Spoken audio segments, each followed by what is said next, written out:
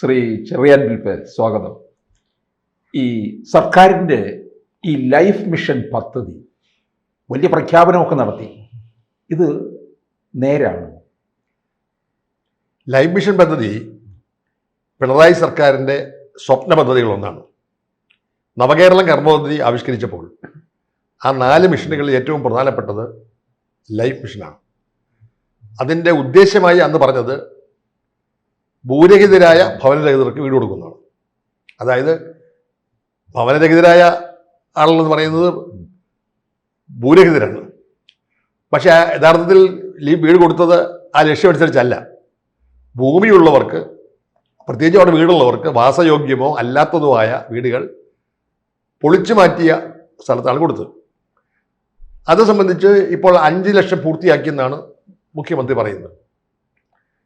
യഥാർത്ഥത്തിൽ life mission തുടങ്ങിയപ്പോൾ ലക്ഷ്യമിട്ടിരുന്ന പദ്ധതി അനുസരിച്ച് ആദ്യത്തെ ഗവൺമെൻറ് ഏതാണ്ട് 6.25 ലക്ഷം ആളുകളുടെ ഒരു പട്ടിക തയ്യാറാക്കി. പക്ഷെ അതിൽ റേഷൻ കാർഡിൽ പേരില്ലാത്ത ഒരു 4-5 ലക്ഷം പേര് ഇല്ലായിരുന്നു. ഇതിൽ തന്നെ ഞാൻ ആ മിഷൻ്റെ കോർഡിനേറ്റർ ആയിട്ട് എനിക്കറിയാം, 2,95,000 പേർക്കാണ് ഒന്നാം പിണറായി സർക്കാർ പൂർത്തിയാക്കിയത്. അപ്പം പിന്നെ കോവിഡൊക്കെ വന്നു, അതുകൊണ്ട് ലക്ഷ്യം അത്ര എത്തിയില്ല. നമുക്ക് കോവിഡിനെ എൻ്റെ കാലമാണെന്ന് സമാധാനിക്കാം. ഇതിൽ തന്നെ 50,000 വീടുകൾ ഉമ്മൻചാണ്ടി സർക്കാരിൻ്റെ കാലത്ത് തുടങ്ങിയതോ പാതി വഴിയിൽ പൂർത്തീകരിച്ചതോ പൂർത്തിയാകാറോ ആയ ആളുകളാണ്. അപ്പം 2,95,000-ൽ ഒരു 2.5 ലക്ഷമേ പിണറായി സർക്കാരിൻ്റെ ഉള്ളൂ. അത് കഴിഞ്ഞ് രണ്ടാം പിണറായി സർക്കാർ വന്നപ്പോൾ 4.25 ലക്ഷത്തിൻ്റെ ഗുണഭോക്തൃ പട്ടിക തയ്യാറാക്കി. അതിൽ 1.5 ലക്ഷത്തോളം പേർക്ക് മാത്രമേ കിട്ടിയിട്ടുള്ളൂ. അപ്പം ചുരുക്കം പറഞ്ഞാൽ ഉമ്മൻചാണ്ടിയുടെ കാലത്തെ കൂടെ വേണമെങ്കിൽ ഈ ലിസ്റ്റിൽ പെട്ടിരിക്കും. എന്നാൽ പോലും ഏറ്റവും ഒടുവിൽ കണക്കടിച്ച് നോക്കുമ്പോൾ 4 ലക്ഷം പേർക്ക് വീട് കിട്ടിയിട്ടുണ്ട്. പക്ഷേ അത് 5 ലക്ഷമായി പൊരിപ്പിച്ച് കാട്ടിയാണ് ഇപ്പോൾ അവകാശ പ്രഖ്യാപനം നടത്തിയത്. അതുകൊണ്ട് ലക്ഷ്യം നിറവേറ്റി എന്ന് മുഖ്യമന്ത്രിയോ സർക്കാരോ പറയുന്നതിൽ ഒരർത്ഥമില്ല. ലക്ഷ്യം യഥാർത്ഥത്തിൽ നിറവേറ്റിയിട്ടില്ല. അതേസമയം ഇപ്പോൾ ഇന്നലെ മുഖ്യമന്ത്രി നടത്തിയ പ്രഖ്യാപന ദിവസം നടത്തിയ ഒരു പ്രസംഗം രാഷ്ട്രീയ പ്രസംഗമായിരുന്നു. പ്രതിപക്ഷ കക്ഷികൾ മുഴുവൻ സംഘടിതമായി എതിർത്തിട്ടും അതിനെ അതിജീവിച്ചുകൊണ്ടാണ് 5 ലക്ഷം പേർക്ക് കൊടുത്തത് എന്നാണ് പറയുന്നത്. പ്രതിപക്ഷം എന്ന് പറയുന്നത് UDF ഉണ്ട്, BJP ഉണ്ട്. ഇടതു സർക്കാരിൻ്റെ മാത്രം നേട്ടമായി പറയുമ്പോൾ ഇതിൻ്റെ ഒരു ചെറിയ വിഹിതം പ്രധാനമന്ത്രിയുടെ ആവാസ് യോജന പ്രകാരം കിട്ടിയിട്ടുണ്ട്. ഏതാണ്ട് 2.5 ലക്ഷം അത് പക്ഷേ പറയുന്നു ഇല്ല, അത് കിട്ടിയിട്ടുണ്ട്. അതുകൂടെ അതിനകത്ത് ഉൾപ്പെടുന്നു. പക്ഷേ പ്രതിപക്ഷത്തിനുള്ള ആരോപണം അവർ അതിനെ നിരുത്സാഹപ്പെടുത്തി ലൈഫ് മിഷൻ അവസാനിപ്പിക്കുമെന്ന് പറഞ്ഞു എന്നൊക്കെയാണ് പറയുന്നത്. യഥാർത്ഥത്തിൽ എനിക്ക് തന്നെ കണക്കറിയാം. ലൈഫ് മിഷൻ പദ്ധതി നടപ്പിലാക്കുന്നതെല്ലാം തദ്ദേശ സ്ഥാപനങ്ങളാണ്. UDF-ന് മുൻതൂക്കമുള്ള എറണാകുളം, മലപ്പുറം ജില്ലകളിലാണ് സമയബന്ധിതമായി തദ്ദേശ സ്ഥാപനങ്ങൾ ആദ്യത്തെ ഘട്ടത്തിൽ തന്നെ പൂർത്തിയാക്കിയത്. ഇപ്പോഴും റെക്കോർഡ് പൂർത്തിയാക്കിയത് അതാണ്. അപ്പോൾ ചുരുക്കം പറഞ്ഞാൽ രാഷ്ട്രീയ പീഡിതമാവാൻ പറ്റില്ല. തദ്ദേശ സ്ഥാപനങ്ങളെ സംബന്ധിച്ചിടത്തോളം എല്ലാ തദ്ദേശ സ്ഥാപനങ്ങൾക്കും തങ്ങളുടെ കീഴിലുള്ള സ്ഥലങ്ങളിൽ കൂടുതൽ ആളുകൾക്ക് കൊടുക്കണമെന്നാണല്ലോ അവരുടെ ലക്ഷ്യം. അതനുസരിച്ചല്ലേ പ്രവർത്തിക്കുകയുള്ളൂ. അതുകൊണ്ട് LDF അതിനകത്ത് തിരസ്കരിച്ചു എന്ന അർത്ഥത്തിലല്ല പറയുന്നത്. UDF-ന് മുൻതൂക്കമുള്ള സ്ഥലങ്ങൾക്കാണ് റെക്കോർഡ് അനുസരിച്ച് നോക്കുമ്പോൾ മുൻതൂക്കം. പക്ഷേ CPM-ന്റെ കുത്തകയായിരുന്ന തിരുവനന്തപുരം കോർപ്പറേഷനാണ് ഏറ്റവും പിന്നിൽ. ലക്ഷ്യത്തിൻ്റെ 10% പോലും ഇവിടെ നടപ്പിലാക്കിയിട്ടില്ല. അതാണ് കണക്കനുസരിച്ച് സത്യം. അപ്പോൾ ഇവിടെ ആവാസ് യോജന പദ്ധതിയും കയറി വന്നിട്ടില്ല. ഇവിടെ വന്നത് ആവാസ് യോജന പദ്ധതിയുള്ള കുറച്ച് കിട്ടി. പക്ഷേ രണ്ടാമത് നഗരത്തിലുള്ളവർക്ക് ഭൂമി ഉള്ളവർക്കല്ല പ്രധാനം, ഭൂമി ഇല്ലാത്തവരാണ് കൂടുതൽ. കാരണം ഫ്ലോട്ടിംഗ് ആണ്. ആ ഭൂമി ഇല്ലാത്തവരെന്ന് പറയുന്നത് തിരുവനന്തപുരത്ത് വളരെ കൂടുതലാണ്. അവർക്ക് വേണ്ടി ഫ്ലാറ്റ് സമുച്ചയ പരിപാടി ഉണ്ടാക്കി. ആദ്യം 4 ലക്ഷം രൂപയാണ് ഇതിനെങ്കിൽ പോലും 12 ലക്ഷം രൂപയെങ്കിലും ഇല്ലാതെ ഫ്ലാറ്റ് നിർമ്മിക്കാൻ പറ്റില്ല. ഈ ഫ്ലാറ്റ് സമുച്ചയം എന്ന് പറയുന്ന തീരദേശത്താണോ? അല്ലല്ല, അത് ഓക്കിയുടെ ദുരന്തത്തിന്റെ ഭാഗമായിട്ടൊക്കെയാണ് നമ്മുടെ മുട്ടത്തറയിലൊക്കെ ഫ്ലാറ്റ് ഉണ്ടാക്കിയത്.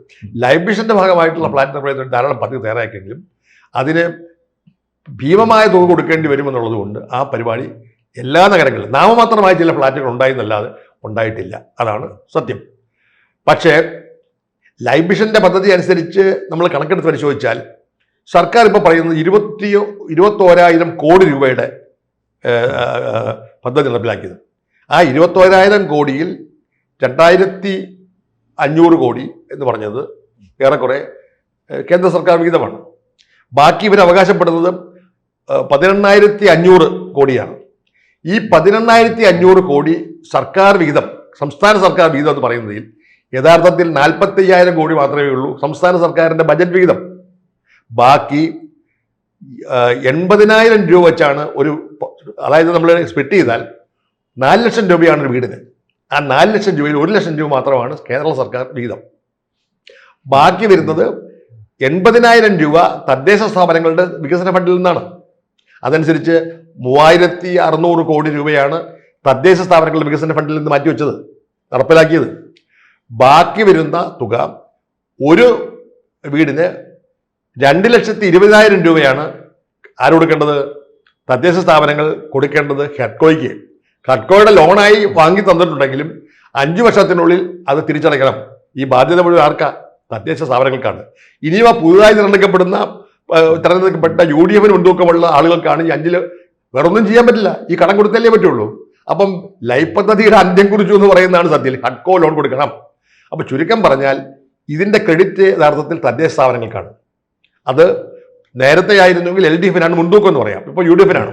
എങ്കിൽ പോലും തദ്ദേശ സ്ഥാപനങ്ങൾക്കാണ് ഇതിന്റെ ക്രെഡിറ്റ്, സംസ്ഥാന സർക്കാരിനല്ല. പക്ഷേ ഇത് കേരള സർക്കാരിൻ്റെ ഒരു മഹത്തായ നേട്ടമായിട്ടാണ് ഇന്നലെ മുഖ്യമന്ത്രിയും മറ്റും കൊട്ടിഘോഷിച്ചു. യഥാർത്ഥ ലക്ഷ്യത്തിൽ നിന്ന് മാറി. ഇനിയും ഭൂരഹിതരുടെ കാര്യം എടുക്കാം. ഭൂരഹിതരെന്ന് പറയുന്ന ആളുകൾ ഇപ്പോഴും കേരളത്തിൽ കൂടുതലാണ്.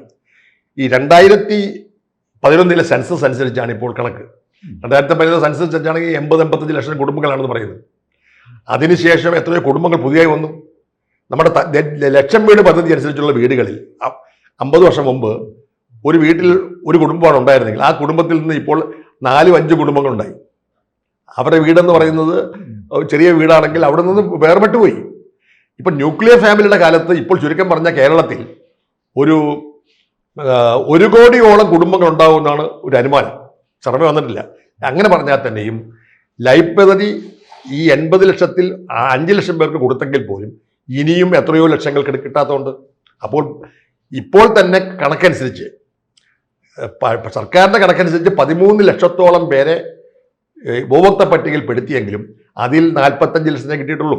അതായത് സർക്കാർ തെരഞ്ഞെടുത്തവരിൽ 1/3 മാത്രമാണ് കിട്ടിയത്, ബാക്കി കിടക്കുക. അതേസമയം ഭൂരഹിതരായ ആളുകൾ, റേഷൻ കാർഡില്ലാത്തവർ, മേൽവിലാസമില്ലാത്തവർ, പുറമ്പോക്കിൽ കഴിയുന്നവർ, അതുപോലെ കടത്തുണ്ണയിൽ കഴിയുന്നവർ, അങ്ങനെയുള്ള ഊരും പേരുമില്ല ധനാശാലയിൽ കഴിയുന്നവർ, ഈ പുറമ്പോക്കിൽ കഴിയുന്നവരെ ഒന്നും പരിഗണിച്ചിട്ടില്ല. ഇല്ല, പുറമ്പോട്ടിൽ പോകുന്നവർക്ക് അവിടെ മേൽവിലാസമില്ലല്ലോ. പുറമ്പോക്കിൽ കഴിയുന്ന ആളുകളെ കുടുംബമായിട്ട് അംഗീകരിച്ചിട്ടില്ല. അത് സർക്കാരിന്റെ ആണ് അവർ താമസിക്കുന്നത്. എന്ന് പറഞ്ഞാൽ പുറമ്പോക്കിൽ താമസിക്കുന്നത് വല്ല ടാർപോളിലോ ഒക്കെ വിരിച്ച് ചെറിയ കുടിലായിട്ട് കിടക്കുന്നതല്ലേ. ഇപ്പോഴും കടത്തിന്റെ കിടക്കുന്ന ആൾ കേരളത്തിലില്ലേ? ഉണ്ട്. അതുപോലെ തന്നെ സ്വന്തമായി വാടക വീട്ടിൽ കഴിയുന്ന ഇത്ര ആളുകളുണ്ട്. ആ വാടക വീട്ടിൽ കഴിയുന്ന ആളുകൾക്ക് റേഷൻ കാർഡ് പോലും ഇല്ല. ഇപ്പോഴാണ് കുറച്ച് പേർക്കെങ്കിലും വാടക വീട്ടുകാർക്ക് റേഷൻ കാർഡ് തുടങ്ങിയത്. അങ്ങനെയുള്ള ഒരു 4 ലക്ഷം പേർക്കെങ്കിലും അനാഥരായി കിടക്കുന്നുണ്ട്. അപ്പോൾ ചുരുക്കം പറഞ്ഞാൽ കേരളത്തിലെ ഭൂരഹിതരായ ഭവനരഹിതർക്ക് ഇതിൻ്റെ 95% പോലും കിട്ടിയിട്ടില്ല. വളരെ നാമമാത്രമാണ് കിട്ടിയത്. അതേസമയം ഇത് പ്രതിപക്ഷത്തിൻ്റെ എതിർപ്പ് എന്ന് പറയുന്നത് ഒരു കബളിപ്പയിലാണ്. മാത്രമല്ല ജനങ്ങളുടെ മുമ്പിൽ പ്രതിപക്ഷം അല്ല, ഞങ്ങളാണ് കാട്ടിയത് എന്നുള്ള ഒരു ഹുങ്കാണ്. അതേസമയം ലക്ഷ്യം നിറവേറ്റിയില്ല എന്ന് മാത്രമല്ല, സർക്കാർ ജനങ്ങളെ കബളിപ്പിച്ചുകൊണ്ടാണ് ലക്ഷ്യപ്രഖ്യാപനം നടത്തിയത് എന്നതാണ് സത്യം. കൂടുതൽ വാർത്തകളും വിശേഷങ്ങളും നിങ്ങളിലേക്ക് എത്താൻ ABC മലയാളം സബ്സ്ക്രൈബ് ചെയ്യുക, ബെൽ ബട്ടണും അമർത്തുക.